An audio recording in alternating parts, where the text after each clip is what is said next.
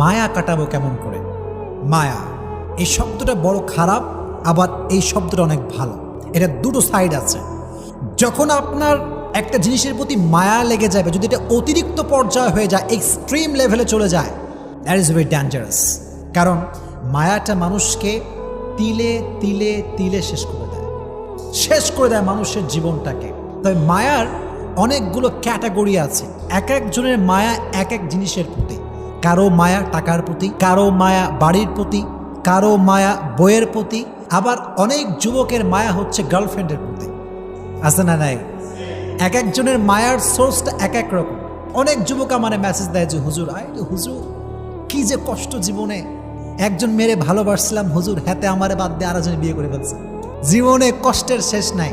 তো ওই যে মায়াটা লেগে যায়, ওই মায়াটা ওভারকাম করতে পারে না।